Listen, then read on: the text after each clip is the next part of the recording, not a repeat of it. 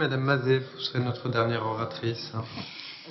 Monsieur le maire, mesdames et messieurs, monsieur Dufriche, non, vous ne vous adressez pas qu'aux écolos, parce que s'il y a bien un sujet fédérateur, c'est bien celui des abeilles. Qui n'est pas préoccupé actuellement par leur dissémination? En tout cas, pas nous. Et je vais vous dire, vous parlez à une passionnée des abeilles. Nous ne pouvons donc que saluer cette initiative citoyenne qui s'inscrit en transversale de toute politique et au contraire au cœur de toute préoccupation environnementale, quelle que soit la couleur politique des uns et des autres, c'est tout simplement du bon sens.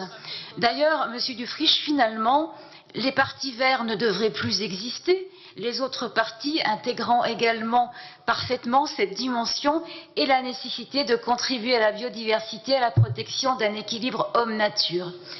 L'écologie est une priorité car contribue à notre santé à tous. Elle ne doit donc pas être détournée de cette vision humaine et citoyenne.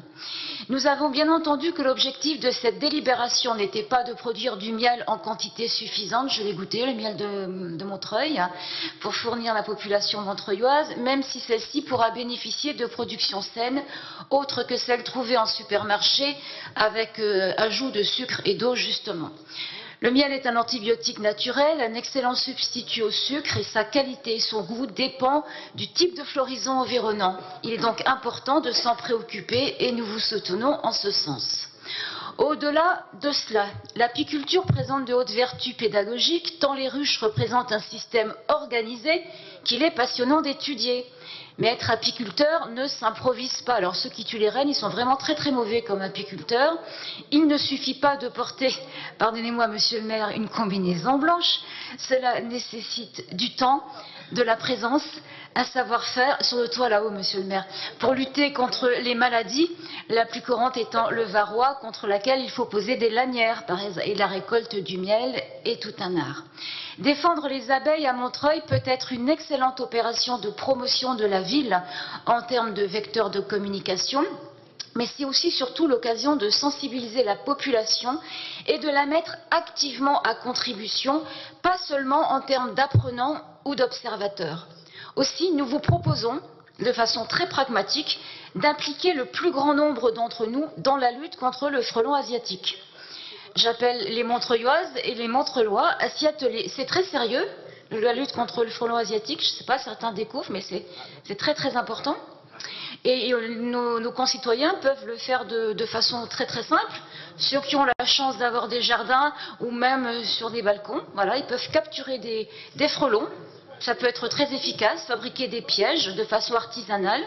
Une bouteille en plastique, un mélange, un tiers de vin blanc, un tiers de bière brune, un tiers de grenadine, et vous pourrez même faire des concours de frelons capturés le nombre pourra approcher la centaine. Donc c'est très sérieux, je pense qu'on est trop citadins ici finalement. Donc moi je suggère que les associations d'apiculteurs puissent être mises à contribution pour des ateliers pratiques, pourquoi pas par l'intermédiaire des conseils de quartier, afin de montrer aux Montreuilloises et Montreuillois l'art de confectionner des pièges, de leur indiquer la saison la plus favorable pour les poser et anticiper ainsi leur prolifération, sans oublier les règles de sécurité à connaître pour se protéger de cet insecte aux piqûres qui peuvent être mortelles. Chacun d'entre nous a ainsi l'occasion d'apporter une réelle contribution pour cette cause passionnante qu'est la défense et protection des abeilles et donc de notre environnement. Je vous remercie. C'est une première. Bien, merci beaucoup Madame Mazet.